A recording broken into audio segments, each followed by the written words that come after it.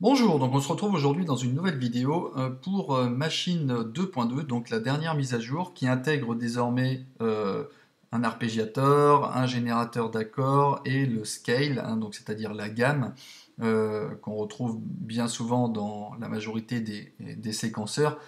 Dans le principe, hein, choisir un scale, c'est choisir une gamme qui permet de jouer quand vous êtes en mode pad. Vous jouez toutes vos notes avec votre pad. Et si vous choisissez une gamme et qu'il y a une note que vous jouez qui est en dehors de la gamme, l'avantage c'est que le scale va repositionner votre note qui ne fait pas partie de la gamme dans la gamme, de façon à ce que vous puissiez avoir une composition harmonique.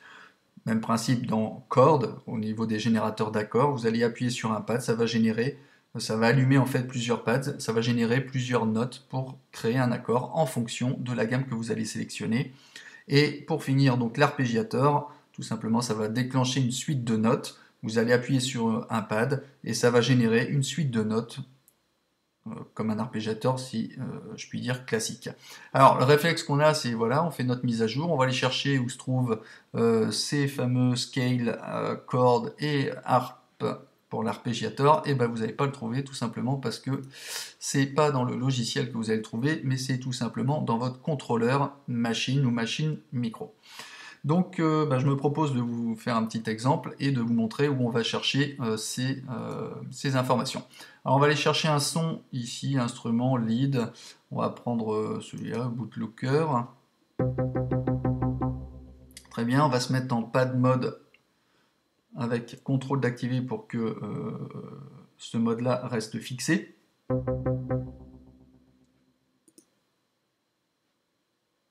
Je l'avais désactivé tout à l'heure à l'écran. Donc voilà.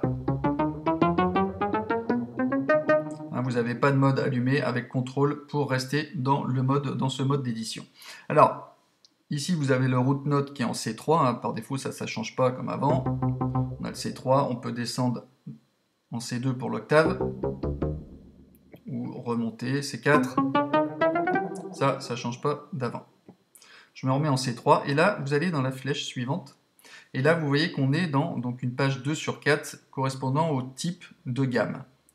Scale type, on a chromatique, et ici, alors si on déroule la petite molette, on a les majeurs, les mineurs, harmoniques, etc.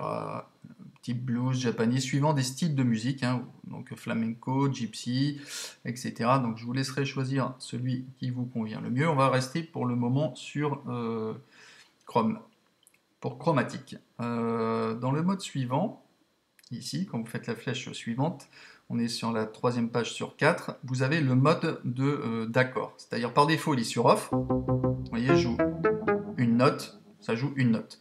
Si je me mets ici dans harmonique, on va générer des harmoniques donc, et surtout des accords. Vous voyez, quand je tape un pad, une note, ces deux-là s'allument. Le 1, le 5 et le 8.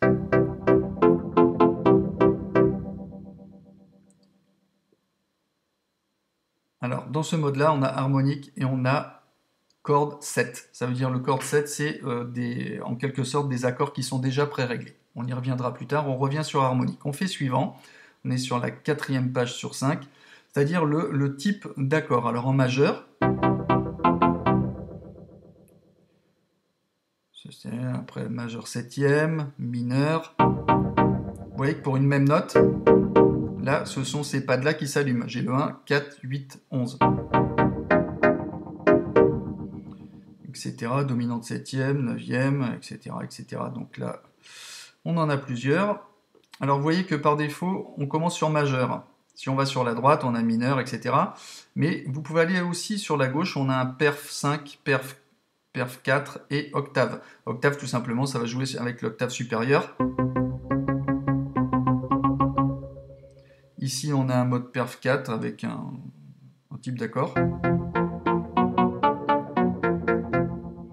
5. Etc. Je reste sur majeur. Quand vous faites suite, alors la suite, on est en dehors du mode d'accord, on a la possibilité de fixer les vélocités qui sont par défaut sur 27, parce que évidemment, là vous jouez avec un seul pad, mais un seul pad génère plusieurs notes, c'est-à-dire ça fait allumer plusieurs pads. Donc on peut fixer la vélocité donc, de l'intégralité des pads sur la même valeur. Hein. Donc ça, ok, c'est bon. On va revenir ici sur la page 3 sur 5 avec le mode harmonique, et on va se mettre en corde 7, c'est-à-dire des pré-réglages. Et là, vous voyez, en faisant suivant, la page 3 sur 4, on a 8 formes de pré-réglages majeurs et 8 formes de pré-réglages mineurs. Ici, on va aller jusqu'à 8, et après on passe au mineur. Donc on va revenir sur majeur 1.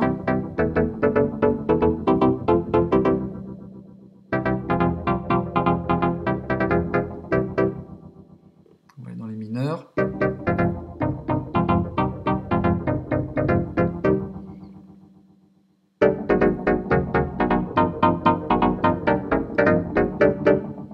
Etc., etc.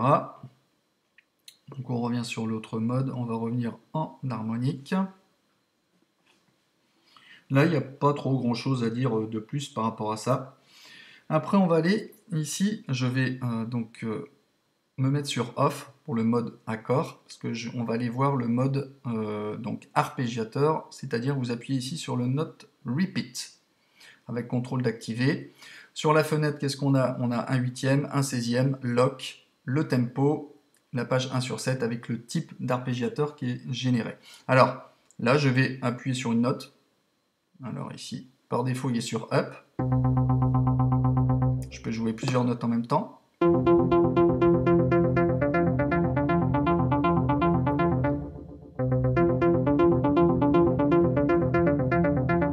Down, ça veut dire il va lire dans le sens inverse par rapport aux notes jouées. En avant, up et en arrière, en montant, en descendant.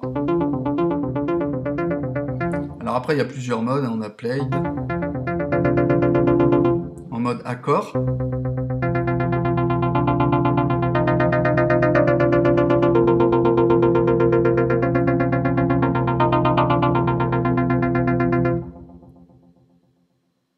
Ok, donc on va revenir sur up and down, par exemple. Alors ici, on peut aller directement sur un huitième, c'est-à-dire la vitesse sera plus lente. On laisse sur un 16e, mais on va pouvoir aller changer le rate, c'est-à-dire la vitesse. Là pour l'instant il est sur un 16e, pareil, mais on peut le changer.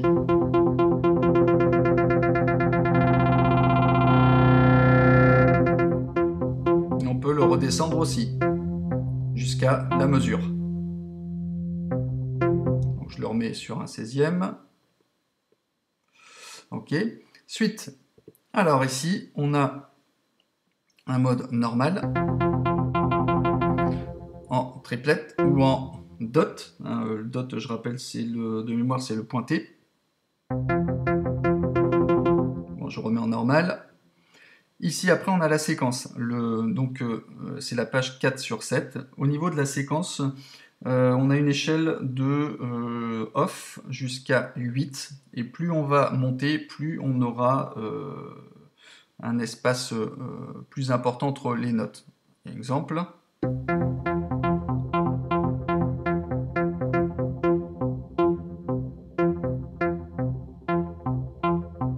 Voilà, là c'est très lent. Et là, vous allez jouer également sur la vitesse entre les notes. Ensuite, on a octave. Donc là, on va pouvoir jouer sur les octaves.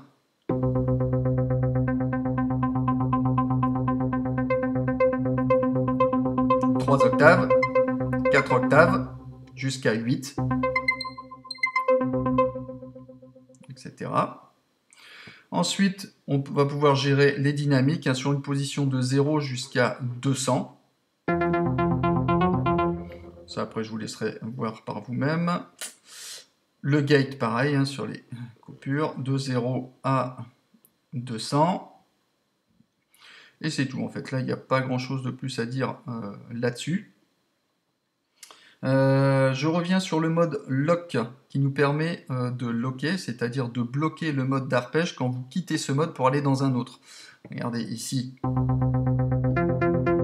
je suis en arpège. Si je veux revenir dans le mode pad, ok, je reviens pour jouer, et j'ai perdu mon arpégiateur.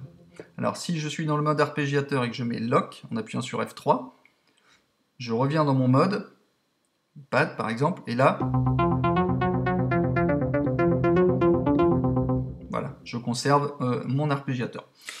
Voilà, bah, c'est à peu près tout par rapport aux nouveautés, surtout pour l'accès donc à ces trois nouveautés, donc le réglage du scale, hein, de la gamme, des accords, hein, les générateurs d'accords et l'arpégiateur. Bon bah j'espère que ça aura éclairé l'abonné qui m'a posé la question, hein, j'avais mis ce tuto en priorité, hein, par rapport au don, hein, qui avait été fait.